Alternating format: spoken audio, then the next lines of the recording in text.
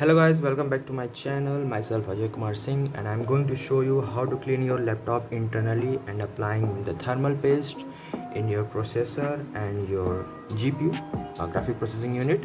So this is my laptop. This is 2020 Asus Tough A15. It has a Ryzen 5 CPU, 4600H, 6-core CPU and 8 GB RAM and 512 GB internal SSD storage. It has a GPU of GTX 1650 Ti.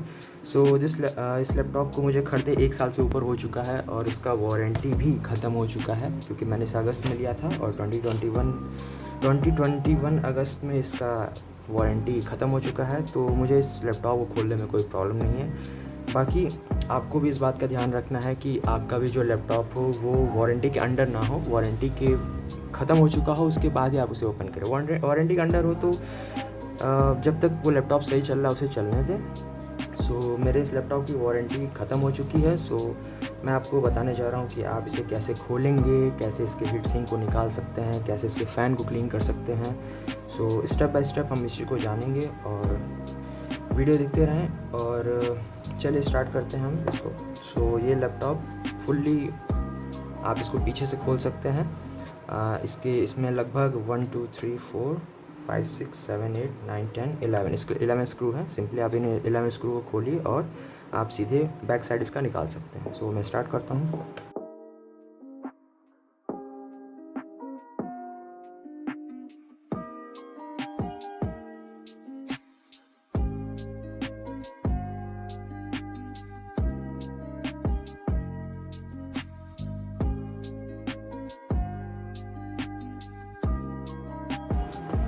So after सारे screw निकालने के बाद आपको इस चीज़ का ध्यान रखना है कि ये प्लास्टिक बॉडी है। अधिकतर आपकी लैपटॉप जो भी होती हैं प्लास्टिक बॉडी आती हैं, तो आपको इस बात का ध्यान रखना है कि आपको पता होना चाहिए कि आप कहाँ से स्टार्ट कर रहे हो खोलने के लिए। आपको थोड़ा भी पैनिक नहीं होना है, चीज़ों को लेके हार्ड नहीं होना है कि ताकि वो टूटे ना, ठीक है। सो मैं भी इसको जेंटली खोलूँगा, जेंटली खोलने की कोशिश करूँगा। कंपनियाँ भी ऐसी बनाती हैं कि आप इसे जेंटली खोल सकते हो। तो आप देख सकते हैं कि ये इसकी ओपनिंग लाइन है जिसको आप अपनी उंगली से या फिर किसी प्लास्टिक टूल से, मेटल टूल का ना इस्तेमाल करें क्योंकि उससे सर्किट या फिर किसी को डैमेज होने का ख़तरा हो सकता है। सो ये देखिए मैं इसको धीरे धीरे ओपन कर रहा हूँ। ये लॉकिंग मैकेनिज़्म पे बेस है तो ये थोड़ा सा टाइम ले सकता है। देखिए इसका खुल गया लॉक और ये मैंने पूरा लैपटॉप खोल दिया। सो ये लैपटॉप मैंने खोल दिया। आप देख सकते हैं बहुत सारा डस्ट है इस पर। और हाँ, सो ये आपको इंटरनली देखने को मिलता है इस लैपटॉप में। ये आपका CPU साइड है, ये आपका GPU साइड है, ये आपका रैम है, ये आपकी बैटरी है 48 वाट आवर की बैटरी है, ये आपकी हार्ड डिस्क है 1 TB की। इसमें हार्ड डिस्क भी मिलता है आपको 1 TB का, एज वेल एज आपको यहाँ SSD दी गई है 512 GB की। सो ये सब चीज़ें हैं और ठीक है। चलिए मैं आपको इसको ओपन करना स्टार्ट करता हूँ। यहाँ देखिए कंपनी वालों ने एक सील लगाया है जिससे पता चलता है कि आपने इसको खोला है कि नहीं। सो अगर आप ये स्टिकर निकाल देते हैं, जो कि मैं निकालने वाला हूँ, तो आपकी वारंटी वॉइड हो जाएगी। सो इसीलिए आप ध्यान रखें इस बात का कि आपका लैपटॉप वारंटी में ना हो। सो हमें साफ़ करना है फ़ैन। सो फ़ैन निकालने के लिए आप देख सकते हैं यहाँ पे एक स्क्रू है, यहाँ पे एक स्क्रू है, यहाँ पे एक स्क्रू है इस फ़ैन का। इस फ़ैन से रिलेटेड 3 स्क्रू हैं और इस फ़ैन से रिलेटेड भी 1 2 एंड या ओनली 2 स्क्रूज़ हैं। ये आपका डिस्प्ले वायर है, ये आपका फ़ैन को जाता है वायर। जैसे यहाँ पे गया है आपको फ़ैन को कंट्रोल करने के लिए उसकी RPM कंट्रोल होती है, वैसे ही यहाँ पे भी गया है। सो आप इस फ़ैन को खोलेंगे और इस हीट सिंक को खोलेंगे। तो चलिए शुरू करते हैं। फ़र्स्ट ऑफ़ ऑल आप ये तीनों स्क्रू खोल लें। जैसा भी आपका मदरबोर्ड हो उसके हिसाब से आप उसके नंबर स्क्रू देख लें कितने हैं और उसे खोल लें। यहाँ मैं फ़ैन के स्क्रू खोल लेता हूँ और ये मैं GPU एंड CPU के हीट सिंक को भी खोलूँगा। जैसे यहाँ 2 पोर्ट है, यहाँ 2 पोर्ट है, आप इसको निकाल सकते हैं।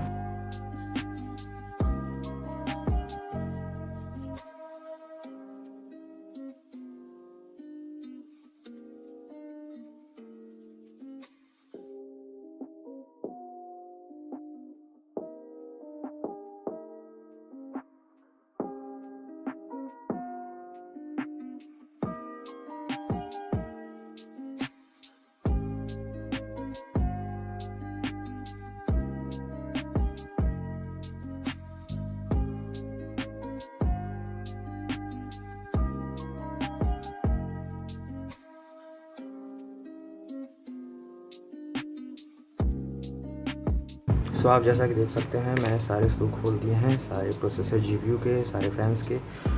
और अब मैं सिर्फ इस चीज़ को छोड़ के, क्योंकि अभी वायर से कनेक्टेड है, मैं सिर्फ हीट सिंक को उठाने की कोशिश करूँगा। अभी आप देख सकते हैं कि मेरा हीट सिंक बाहर आ चुका है। ठीक है, इसको हम एक दूसरे साइड रख लेते हैं। आपको फ़ैन डिस्कनेक्ट करना है तो आप पहले इस टेप को निकाल लें, ओके, ताकि आपका वायर कुछ कटे ना। फिर स्लोली इस वायर को हटा दें। सिंपली यहाँ भी करें, स्लोली इस वायर को हटा दें। देखिए आराम से निकल। आप इस फ़ैन को ईजीली निकाल सकते हैं। देखिए मैंने फ़ैन भी निकाल लिया और इधर से भी मैंने इस फ़ैन को निकाल लिया। ठीक है, थोड़ी देर के लिए हम अब जो मेरे मेन कंपोनेंट्स है जिन्हें हमें साफ़ करना है वो हैं ये दोनों फैंस सीपीयू जीपीयू के और ये पूरा हीट सिंक। ठीक है, आप देख सकते हैं इसके बीच में काफ़ी धूल लगी है, इसके बीच में काफ़ी डस्ट होता है। ये जितने भी गैप्स होते हैं यहाँ से एयर पास होता है आपको, वहाँ पे काफ़ी है। यहाँ पे आप क्लीनली देख सकते हैं इन दोनों सीपीयू के फैंस में ये कितनी गंदगी है। सो इसे हम खोलेंगे और इसे हम साफ़ करेंगे स्लोली, देखते हैं।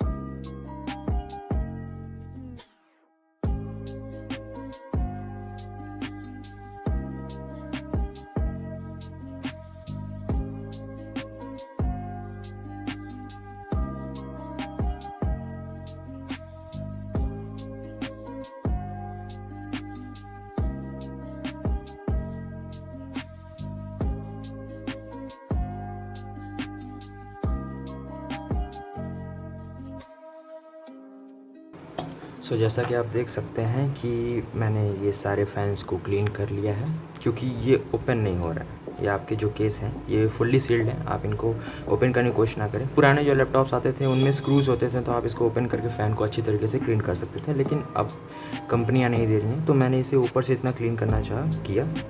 ओके, सेम इसके साथ भी ये भी ओपन नहीं हो सकता, तो इसको मैंने जितना क्लीन करना चाहा क्लीन किया। अब बात आती है थर्मल आपकी हीट सिंक की। सो आपको इसके अंदर जितने भी अगर धूल वूल हो या कुछ हो तो आप उन्हें निकाल दें। कोई एयर प्रेशर वाली चीज़ हो या एक आपका कैन आता है जिससे आप इसे साफ़ कर सकते हैं। सेम मैंने इसके साथ भी किया है, या आप माउथ का यूज़ कर सकते हैं इसी को साफ़ करने के लिए। आपको इस बात का ध्यान रखना है कि आपके मुँह में कोई धूल ना जाए। बाकी अब आते हैं आपका थर्मल पेस्ट पे। तो आप देख सकते हैं ये सीपीयू है, ये जीपीयू है। जीपीयू और ये जो आपके थर्मल पेस्ट यहाँ लगे हैं ये उनके रैम के हैं। ठीक है, सो सीपीयू के साथ क्या होता है कि उनके रैम पे आपका हीट सिंक नहीं लगता है, बस जीपीयू में उनके रैम एज वेल एज उनके सेंट्रल प्रोसेसिंग यूनिट सीपीयू पे भी उनके हीट से थर्मल पेस्ट लगता है। सो हम इनको किसी गंदे कपड़े से इसको साफ़ करेंगे, फिर इस पर नया थर्मल पेस्ट लगाएंगे। इस पर नहीं लगाएंगे, हम बोर्ड पे लगाएंगे। बोर्ड पे लगा के इसको प्लेस कर देंगे उस पर, तो इनके और उनके बीच में एक अच्छा कॉन्टैक्ट क्रिएट होगा। सो हीट डिसिपेशन आपकी और बेहतर होती है। थर्मल पेस्ट का यही काम है कि आपका वो हीट डिसिपेशन और अच्छा कर देता है, क्योंकि वो दोनों आपके आईसीज़ और आपके हीट सिंक के बीच में एक अच्छा कॉन्टैक्ट बनाता है। दूसरी बात, ये थर्मल पेस्ट आप इस बात से ना डरें कि ये थर्मल पेस्ट कंडक्टिव है। ये बिल्कुल कंडक्टिव नहीं होता। अगर किसी वजह से आपका थर्मल पेस्ट सीपीयू ब्लॉक के बाहर निकल के किसी कंपोनेंट पर गिर जाता है तो उतना वरी करने की ज़रूरत नहीं है, क्योंकि ये नॉन कंडक्टिव होता है। इससे आपका सर्किट में कोई प्रॉब्लम क्रिएट नहीं होगा। तो चलिए मैं इसको साफ़ करके आपको दिखाता हूँ।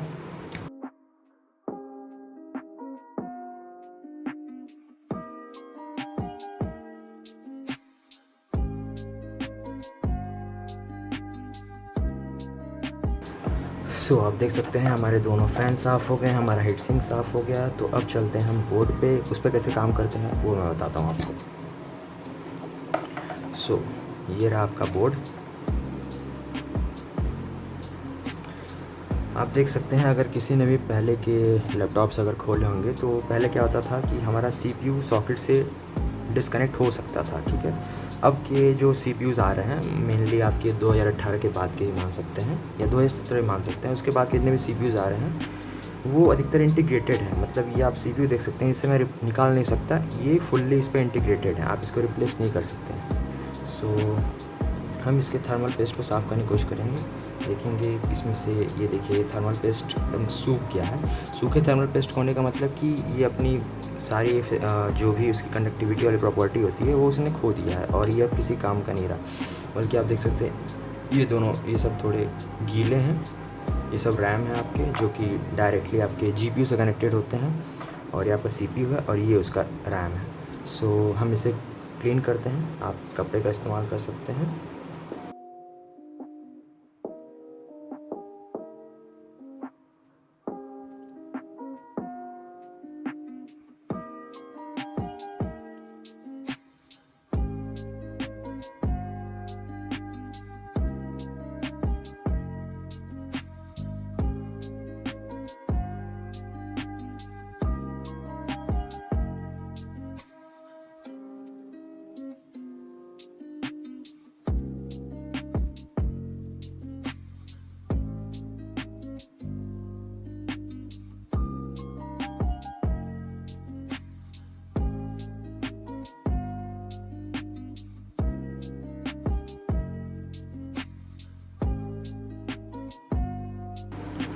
जैसा कि आप देख सकते हैं, मैंने सीपीयू को साफ़ किया है, जीपीयू को साफ़ किया है, चारों जीपीयू के रैम को साफ़ किया है, और ये चारों आपके जीओ के इंडक्टर को साफ़ किया। यहाँ ये इंडक्टर है आपके छोटे छोटे।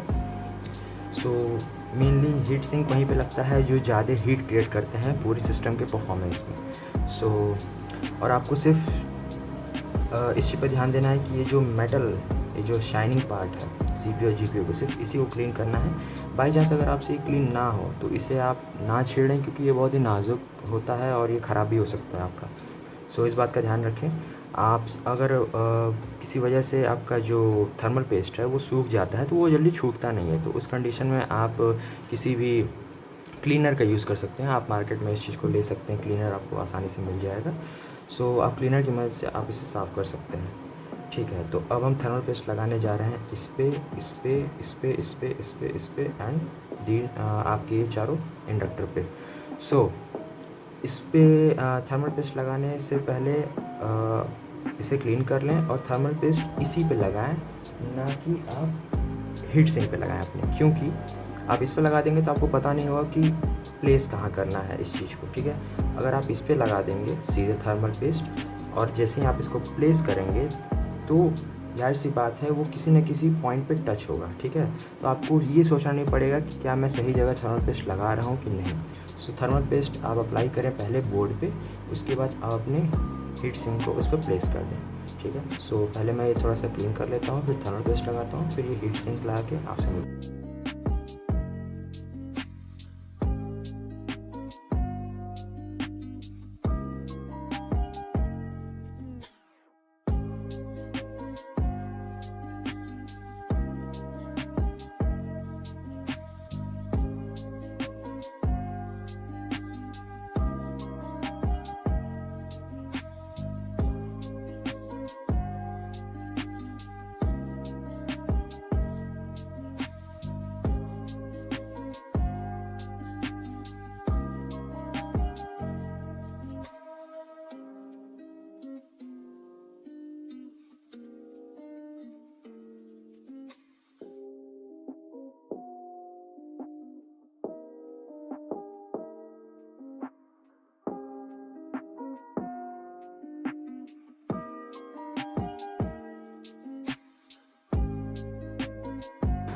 आप देख सकते हैं कि मैंने पहले 2 स्क्रू लगाया है ताकि ये एक जगह स्टेबल हो जाए आपके बोर्ड पे। उसके बाद आपको इसी का बिल्कुल ध्यान रखना है कि चारों आपके नट्स जो हैं सीपीयू के और जीपीयू के, ये दोनों एक बराबर कसे हों, ना कोई ज़्यादा होना चाहिए ना कोई कम होना चाहिए, क्योंकि अगर डिसबैलेंस क्रिएट होगा तो एक इवन थर्मल पेस्ट फैल नहीं पाएगा, जिसकी वजह से आपकी हीट डिसिपेशन बेकार हो सकती है सिस्टम की। सो इस बात का ध्यान रखें कि आपके सारे स्क्रू एक बराबर कसे होने चाहिए, उन सबका टॉर्क एक जैसा होना चाहिए। आपको उसका थोड़ा सा ध्यान देना होगा कि आप कितनी बार किस स्क्रू को घुमा रहे हैं। सो एक नंबर याद रखें कि अगर इसको मैंने 6 बार घुमाया है तो सबको मुझे 6 बार घुमाना है। इसमें अगर मैंने किसी को 8 बार घुमाया है तो सबको मुझे 8 बार घुमाना है। सो इस बात का ध्यान रखें।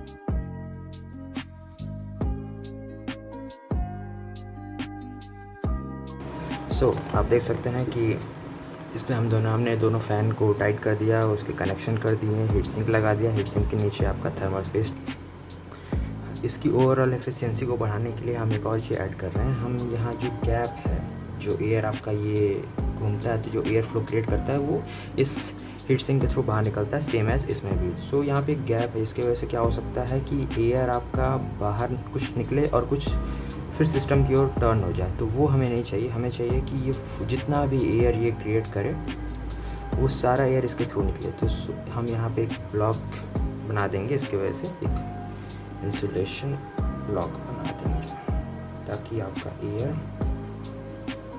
इसके थ्रू ही निकले। ओके, ये हो गया। सेम एज यहाँ भी हम सेम चीज़ करेंगे।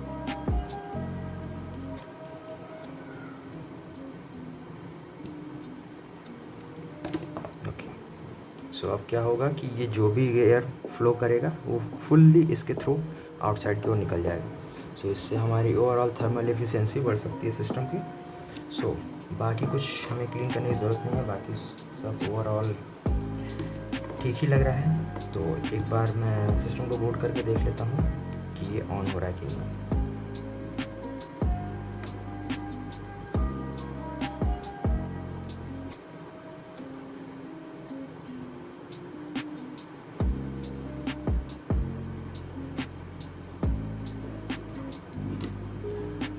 आप देख सकते हैं सिस्टम ऑन हो गया है और फ़ैन नहीं रन कर रहे हैं इनिशियली। पहले क्या होता था कि फ़ैन मेरे इनिशियली स्टार्ट हो जाते थे। इसका मतलब कि ये फ़ैन तभी स्टार्ट होते हैं जब वो देखते हैं कि आपके जो सिस्टम का जो टेम्परेचर है, मतलब आपके जीपीयू एंड सीपीयू का टेम्परेचर है, वो एक थ्रेशोल्ड को पार कर रहा है। सो इसका मतलब कि अभी वो थ्रेशोल्ड को पार नहीं कर रहा है इनिशियली, सो ये फ़ैन स्टार्ट नहीं हो रहा है। इसका मतलब कि आपने सही काम किया है और इससे आपको फ़ायदा मिलेगा। इससे आप जो भी आप इनिशियली जैसे लैपटॉप खरीदे थे अपना, वैसी परफॉर्मेंस आपको सिमिलरली मिलेगी। सो अब इसके लिड को, जो कि ये है, इसको क्लीन करके फिर मैं इस पर प्लेस करके इसके सारे स्क्रू करके आपको मिलता हूँ।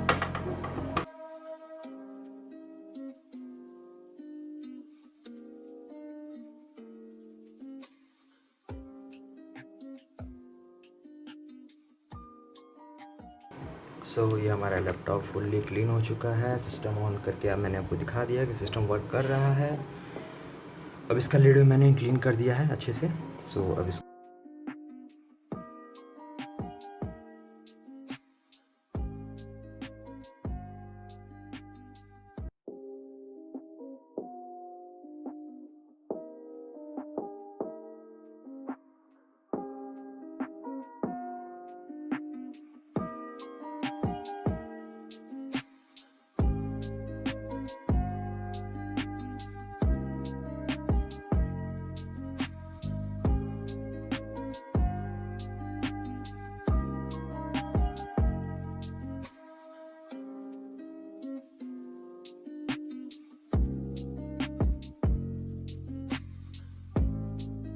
आपके सारे स्क्रू टाइट हो चुके हैं, फिटिंग्स भी अच्छी हैं लैपटॉप्स की। और आपको मैं इसे ओपन करके भी दिखा देता हूँ।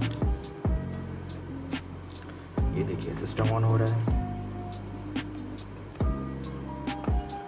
Fully function. मैं इसका ब्राइटनेस बढ़ा देता हूँ। फुल्ली फंक्शन आपका सिस्टम काम कर रहा है। और मुझे सच में मैं चलाता हूँ रोज़ लैपटॉप, तो उसके हिसाब से काफ़ी कम हीट प्रोड्यूस कर रहा है। सो जैसा कि आपने देखा, हमने इसमें थर्मल पेस्ट अप्लाई किया, हमने इसका फ़ैन क्लीन किया विथ सिंपल स्टेप्स। आप उन स्टेप्स को फॉलो करके अपने भी लैपटॉप्स को क्लीन कर सकते हैं।